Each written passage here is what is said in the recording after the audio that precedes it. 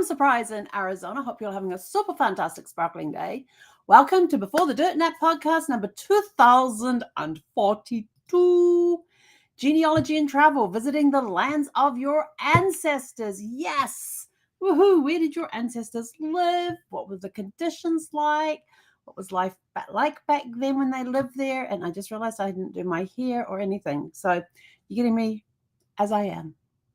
Deal with it if you can. If you can't, you can always turn the video off. Anyway, oh, and I found out something today too. I figured out why I've been running a couple of minutes late this week. For some reason, my calendar changed this to 6:30 Pacific time, so it doesn't give me my 30-minute reminder until 6 o'clock when I'm supposed to be on the air. Yes, so we've had to make a minor adjustment in the calendar and get that fixed. But anyway, let's talk about genealogy and travel. Woohoo! It's one of my favorite topics. I love travel. I love exploring places. And when it involves places that ancestors have lived, then that's even better because now I can make a personal connection to a place, which is what I love about when you can travel and you can visit the lands of your ancestors. Like, I can't wait until I go to Scotland and Ireland. I've got ancestors from both of those areas. Oh, and even England and Cornwall as well. So I've got this massive trip that I'm planning through Cornwall, England, Scotland, Ireland. I've got places where I want to go in and have a look at parish records, where I want to go and have a look at their record center, whatever their record center is, the central record place where they hold everything and all that, their genealogy centers and everything else. I am planning this trip. I don't have a date on it yet. But it's something that I want to do in the next 2 to 3 years. But I'm planning it now. So I can't wait to get over there. Excuse me. Because I know in Cornwall, a lot of the, I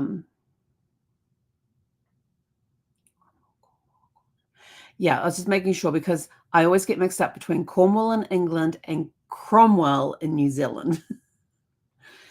Can you kind of just not, I got a black smudge up there. Oh, fixed. No, not quite.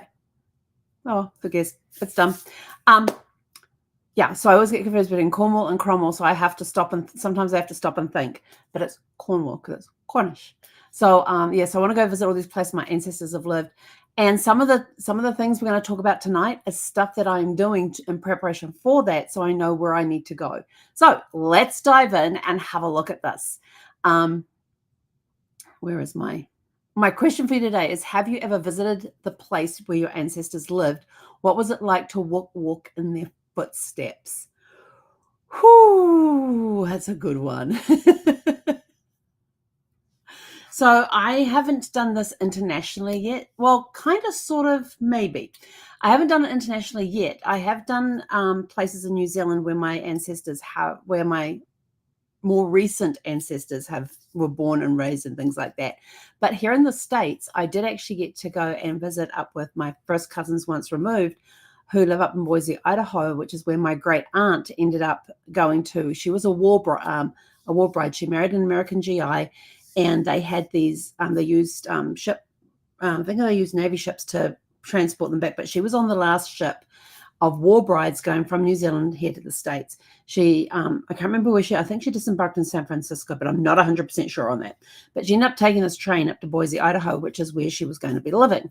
And when my parents were here in August of 2019, we went and visited the cousins in Boise, Idaho, had a fabulous couple of nights with them.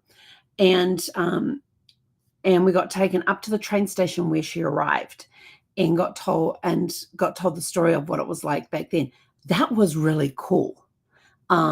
Yes, I have, got the cousins still there, but to be able to walk on the platform that my great aunt walked on.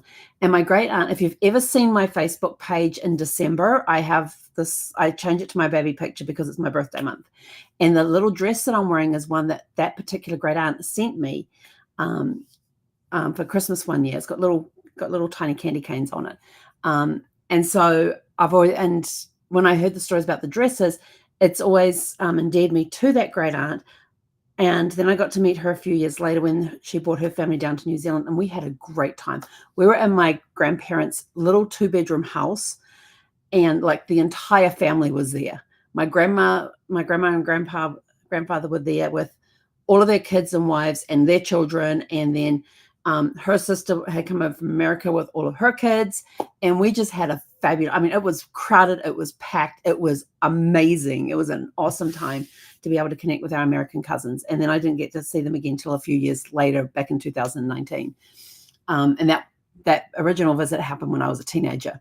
So yeah, there've been a lot of years in between. But, you know, it was still a great time. And to be able to walk on that platform that my great aunt had walked on was just a really cool feeling. And to see now the view that's there now compared to what it was then was just a really cool feeling. So, you know, when you're doing genealogy travel, it is more than just a vacation. It's a journey into your personal history. So let's dive in and see. Oh, here's a fun fact first. A study found that 64% of Americans are interested in taking a heritage trip to explore their family roots. How cool is that? Oh, yes. So before you go, you got to research before you go, finding records and locations. So you need to identify your key locations of your family and your family's past. Use census records. If you're here in the States, you've got the census records that come out every year that ends with a 0. If you're in some states, I think it was California, Kansas, and New York. At one point, they were doing census on the years that ended in 5. So if you're going to any of those areas, go and look at the census reports. You'll only be able to go back to 1921 1950 just got released last year, 1950. Yeah, they release them every 72 years here in the States. So 1950 was the last one that was released. 1921 just came out in England for their one. So if you came from England, Scotland, Ireland, then 1921 just came out this year. So great places that you can now go and research. Now, if you're looking at the 1950 census or here in the States or the 1921 census in the UK, you will notice some lines have been blacked out. There's been records that have been redacted. That is because at the time of the release of the census reports, those people that were blacked out are still alive. They will at some point go and clear some of those redacted files so that you can see the people that were underneath. So just keep that in mind when you're researching through those census reports, that you may be looking for a relative who may have recently passed or is still alive, and you won't find them on the census. Although, thinking back, they did not do that in the 1940 census, because when the 1940 census came out, I was in LA living with my mother-in-law, and the 1940 census came out, and I went and looked up my mother-in-law on the 1940 census, printed off the page, highlighted the stuff, and took it to her, and she looks down and she goes, "There's my daddy. And there's me, and there's my sister." Her mum had passed by this point, and whoever the wife was that they had, the stepmom that they had, but she was listed on there as well. And she goes, "Wow." She said, "Where'd you get this from?" I said, "Well, they just released the 1940 census." And she goes, "Oh." And she's like looking at the record and looking at what's written at the top there and what's written down the side of the street and the numbers and all that. And she goes, "Oh, yes, that's where we were living in 1940. Oh." And so she was very interested in the fact but then I went back and I found the 1930 census as well. And I printed that off as well for her. And so she had those 2 pages, and she kept them in her little ancestry file there on the table. And but she was kind of fascinated with the fact. So I don't know why they did it in the 1951 and not in the 1940 or 1930s, but I don't make up the rules. So census records are really good. Land deeds are another good place where you can find out what property they owned at the time. And passenger lists to pinpoint where your ancestors lived. Where did they board the ship to come to America if they came from overseas? Did they go through Ellis Island? Did they come in through California and San Francisco? Did they come through California, which would have been LA and San Francisco? Did they come across the Canadian border? Did they come up from Mexico? Where did they come from? So passenger lists, not only passenger lists, but also immigration records as well. Look for, who was I talking to the other day? We had a great conversation about this. And when I explained something, they go, "Oh, that will be why." And it was somebody who was having issues with finding their grandmother's records. And when she explained the situation, I said, "I can tell you exactly what happened." She says, "What's that?" I says, "During this particular period of time when your grandmother left the United States and went back to her home," well, she was born in the United States. Her parents were born else in another country. And so during this period in the early 1900s, this grandmother left the United States and went to her parents' homeland and she met somebody and got married. I said, "I can tell you exactly what happened and why she had to reapply for citizenship, because during the time period that the grandmother left the United States to go back to her homeland and ended up getting married to somebody from her homeland, her citizenship was null and void. There was a time that if you were an American citizen, specifically woman, if you were a female American citizen and you married somebody from another country who was not a US citizen, you automatically lost your citizenship and you were given the citizenship of your husband's country. This was during a time, late 1800s, early 1900s. And so when the grandmother then later moved back into the United States, she had to reapply for citizenship, and she was past that period because there was a time period in there as well where if the husband applied for American citizenship, his wife and his children were all on the same application and got it. If he was approved, they were automatically approved. And so if you can find the application for naturalization, you go through that, and it's got where the man was born. It's got like everything, where he was born, the date of birth. Is he married? Who is he married to? When did they get married? What was his wife's details? When and where was she born? Do they have any children? When and where were they born? Like, it's got the whole nuclear family right there on this page. And it's just absolutely fascinating, the stuff that you can find just on this one document. And then down the bottom there's usually a photograph attached of the person who was applying, which is really cool. And so I said, by the time she came back in the 1960s, I said she then had to apply for her own citizenship. She wasn't automatically given citizenship under her husband's application. I said, so that is why that happened. And she's like, oh, that so explains everything. So that was sort of like a big light bulb moment. So remember things like that. If somebody was born in the States and they later on had to apply for their citizenship, look at that time period and see when it was. So also look for old maps of towns, because the name of the town may have changed over time. The town definitely would have changed over time to like grown, maybe smaller, or maybe, it may not be there anymore. Research churches and cemeteries or neighborhoods where your ancestors may have lived, because then you can go and find family graves and maybe visit the church that the family frequented. And before you go, make appointments to see the parish records. Make the appointments with those churches so you can go in and see the parish records.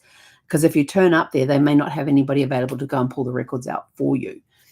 Any societies, actually, I talk about that later on. I'm getting ahead of myself. If you can, bring copies of birth, marriage, and death certificates to prove your connection on the area that you're visiting.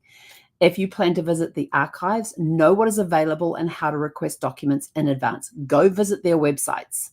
Archives have a lot of information on there.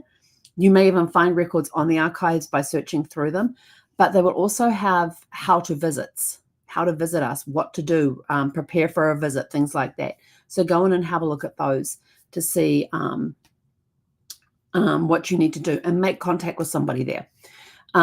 Which is our next point, make contact. Email or call local archives, historical societies, and churches to schedule research appointments.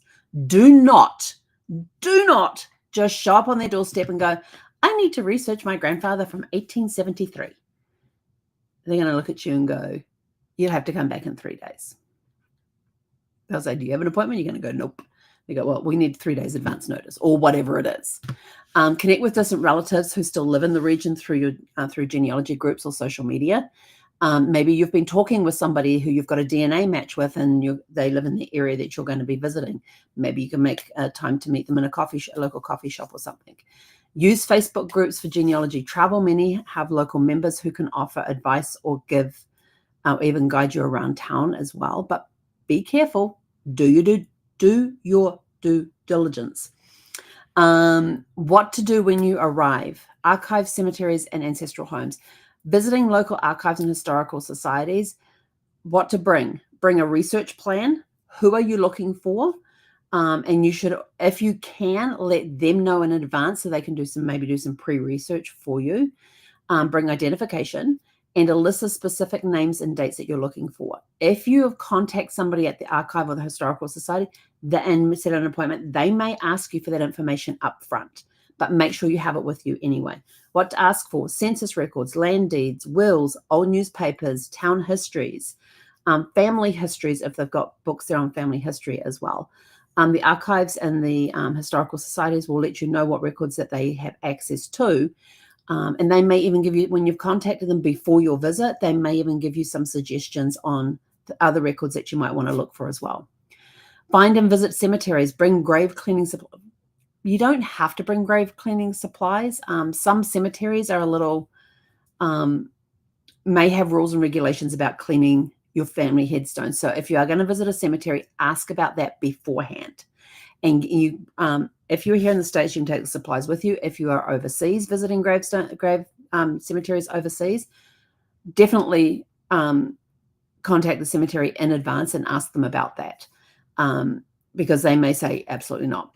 You can use Find a Grave or Billion Graves to locate burial sites before your trip. They will have there the name of the cemetery. They will have the area, the plot, the row, the plot. They will have all the details there. You can also arrange to visit the cemetery, the office that oversees the cemetery as well. Like when I'm in New Zealand, we went to the one in Thames, and we had to go to the county office in order to get to find out what cemetery my great-grandparents were buried in. So we had to go there to find out that information.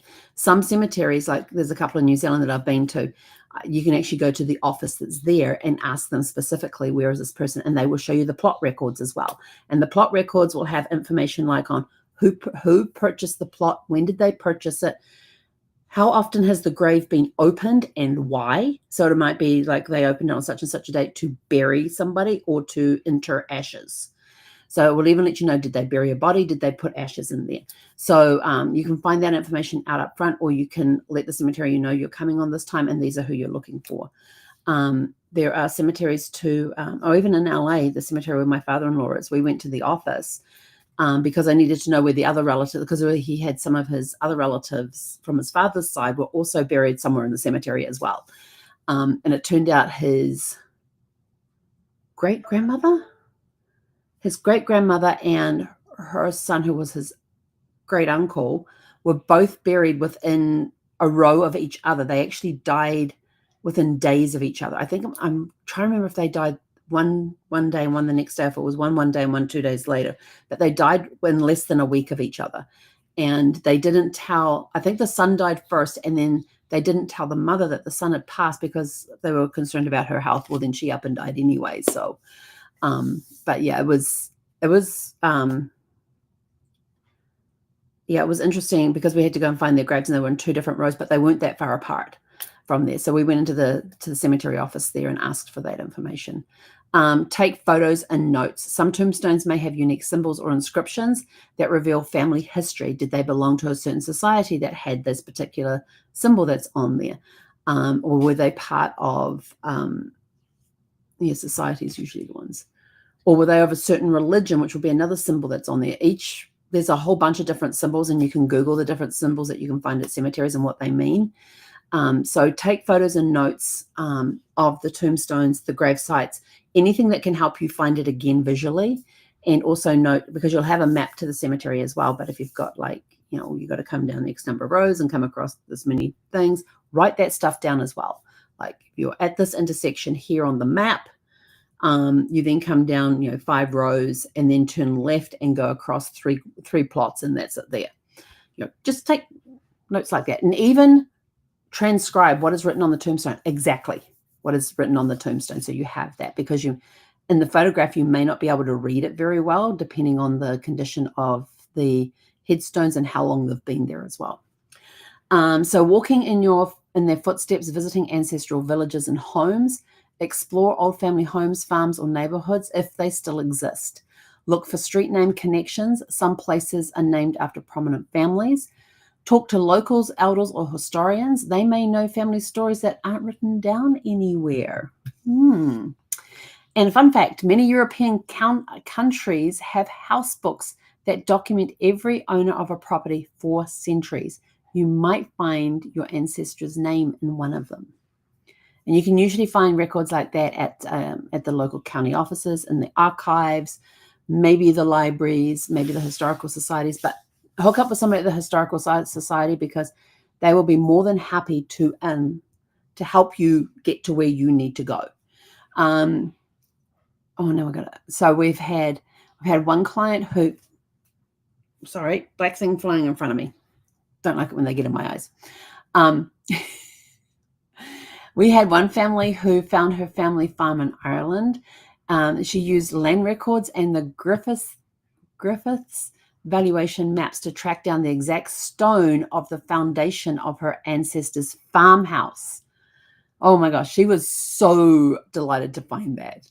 And she hooked up with the archives, and she hooked up with people, the local historical society that was there, to be able to, with the land records and the Griffiths valuation maps, that she was able to cross-reference all of this. And with the help of the historical society, she found the exact stone that was the foundation of her ancestors' farmhouse.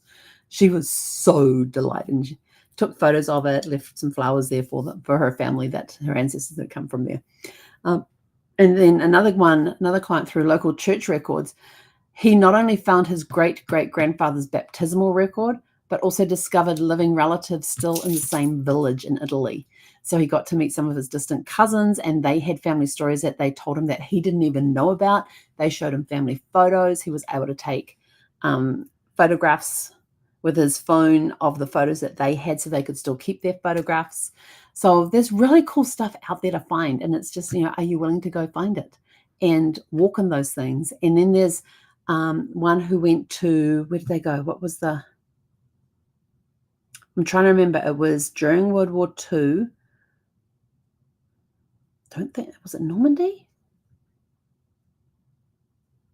Oh, we had one who we were able to find his ancestor's grave at the, it was Gallipoli, at Gallipoli there, where they have all the New Zealand and Australian Army Corps people that died there, where they're buried, and they've got the white crosses up and all of that, and they were able to go and visit their ancestor there, which was they said was very emotional for them. They actually got to visit it on the 25th of April, which is known as Anzac Day in Australia, New Zealand Army Corps, who invaded Gallipoli on the 25th of April in 1914. Oh, jeepers. Was it 14 or 15 they did that? I want to say it was 15. 1915. And so they were able to go to the service that they have at dawn in Gallipoli, and then they went and visited, they found their ancestors' cross and went and visited the cross. And they said it was a very emotional day, but they were glad that, and it was a tiring day, but they were glad that they did it.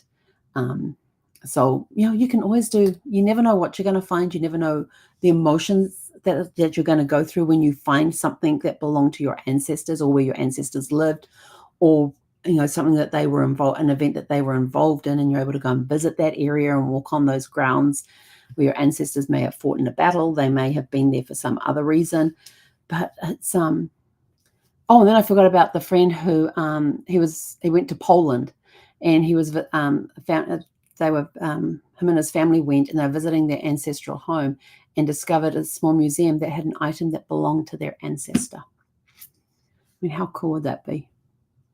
That's so cool. It gives me goosebumps. I get goosebumps when my clients tell me these stories, if they go on their, in the footsteps of their ancestors, if they go and do a heritage tour to find records on their ancestors, or go visit the areas, and they come back and they go, you're not going to believe what we found. Or we bumped into this person who happened to know this person, who happened to know this person, who was our cousin. And then we got to sit with them and have a meal with them, and they showed us photographs, and we got to see photographs of our ancestors that they had never seen before, and just things like that. And it just gives me chills and goosebumps, and I've got them running down my spine right now. So have you ever found something unexpected on a genealogy trip? Share your story with us in the comments below. That would be totally awesome, because I love hearing these stories of what people find when they go on these trips. And it could just be they find something has been missing in their life, and they find that missing piece. It's just an internal journey. But when they go and visit their ancestral homelands, there's just something about that visit that helps them find that missing piece. So traveling to your ancestral homelands is one of the most powerful ways to connect with your family's past. Whether you're visiting an old family home, walking through a churchyard, or meeting distant cousins, the experience can be life-changing.